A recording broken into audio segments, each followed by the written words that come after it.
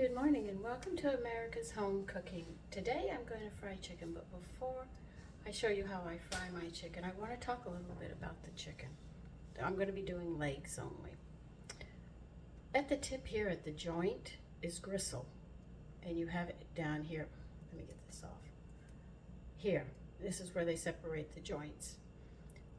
That is what your joints need to keep your joints lubricated. And it has all the nutrients that every joint you need in the body. So what I try to do when I get done frying my chicken, I don't fry it all the way, but I cook it a lot frying it. Then what I do is I put it in the oven to finish it, because in the bone itself has folic acid in it, and that's what builds your blood count up to keep you warm. So I have to get that done as well. So I have to bake it, but I'll finish baking it at a 300 degrees, so it's still fried chicken.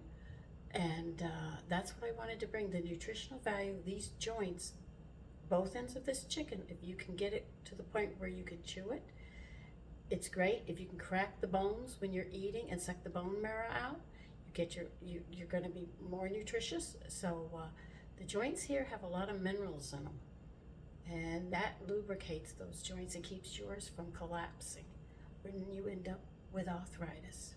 So let me get started. All right. And another thing I'm doing, which a lot of people might not do, let me get a strainer,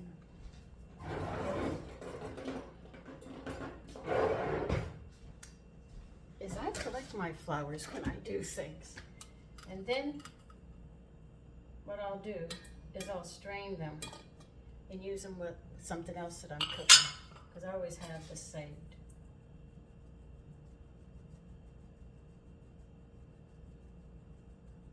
Because I just don't want to waste all this flour. Sometimes it's got cornmeal in it, sometimes it's got seasonings in it. You get some unique taste. And throw that out. I'll actually bury it in the yard.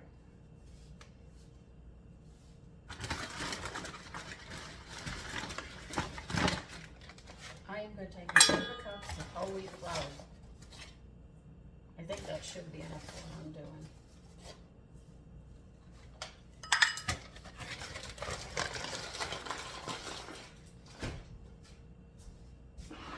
I am going to add, this time I'm using kelp. You can use iodized salt if you wish, but I'm going to add a teaspoon of kelp into it. I like using kelp because it's high in iodine, which is a mineral that you need.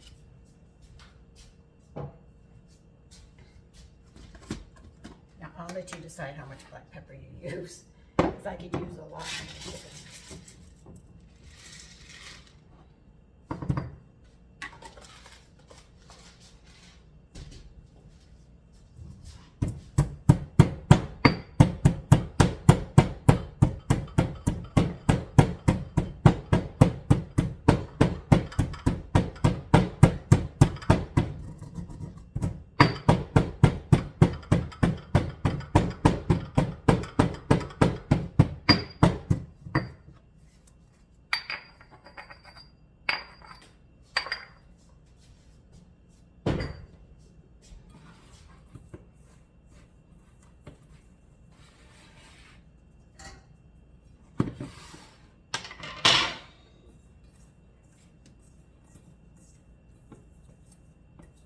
So I usually have a bowl on the counter with a plate on it that I always stick my leftover flowers in. Now, I'm going to let these set and air dry for a while I heat the oil up.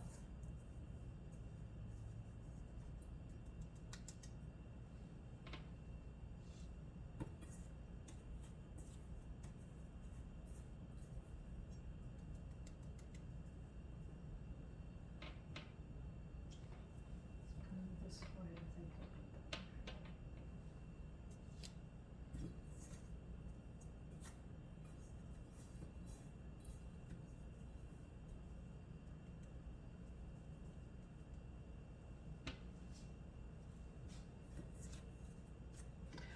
done, I'll be back.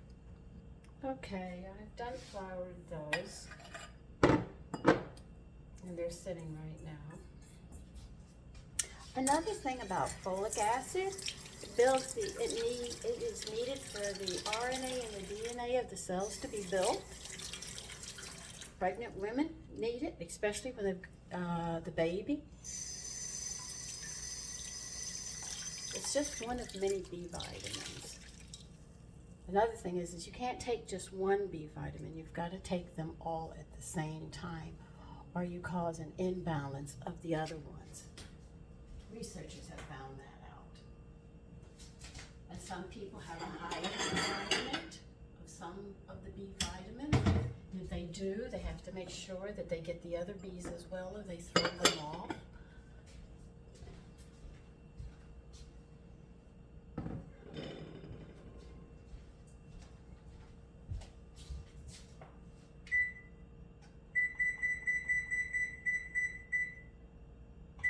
Turning my oven to 300, making sure the shelf is in the center. And I'm going to turn this on.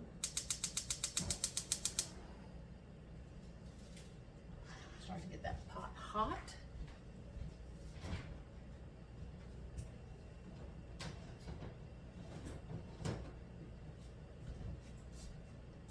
And if I need extra oil, today I will be adding corn oil to the oil I already have here, which I think is an olive blend.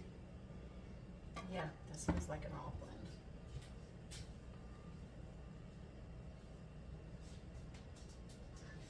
So when all of this is getting ready, I will be back.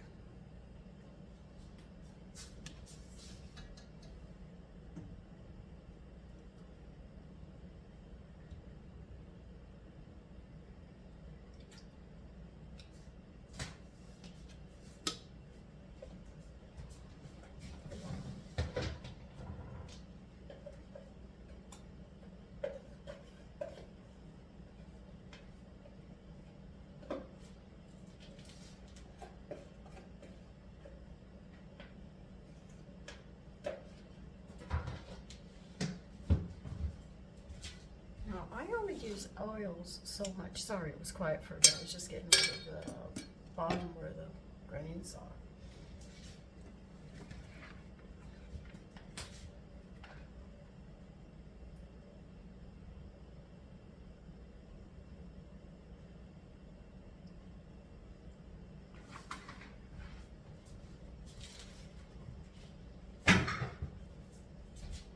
Now I'm going to be heating this oil up, right? It's going to be a higher temperature.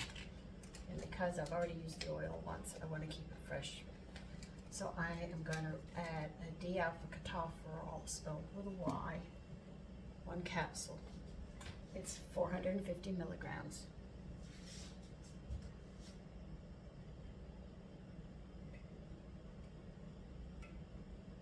Because oil does leave a taste on your mouth. Vitamin E prevents the oil from going rancid, because sometimes you'll use it 4 or 5 times and you want your oil fresh. So the vitamin E does it. If you fry in bacon grease and you keep it on the back of the stove, it goes rancid and it's like eating poison in its own right. Rotted food, if you wish to put it in that term. It's unhealthy for you. It's strongly recommended by researchers and nutritionists that you should not cook with bacon grease. In other words, put it on the back and then decide you want to make a gravy and use bacon grease. They strongly recommend not to do it. If you're going to use it, I would strongly, this is my personal opinion, I would strongly recommend if you're going to cook with your bacon grease, when you're done cooking bacon, put it in a container and put it in the refrigerator. At least it won't go rancid sitting out.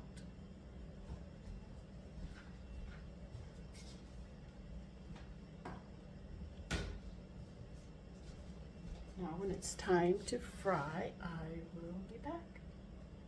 Okay, I have the temperature up near 360. It's time to fry.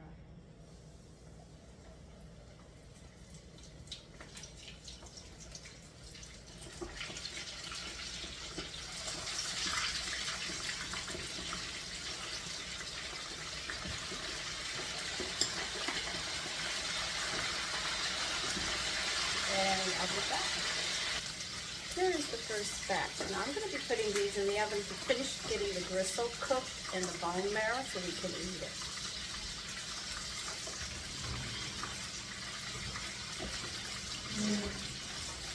And the oven is at 300. Okay, the second batch is done. We're going to put it in the oven and do that.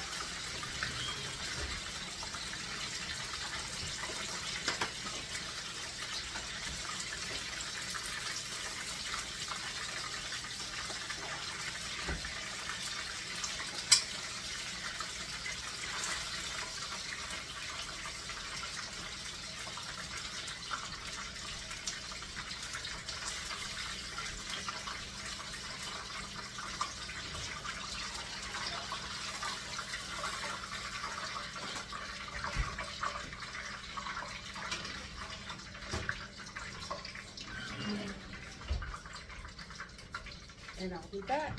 This is the last batch now.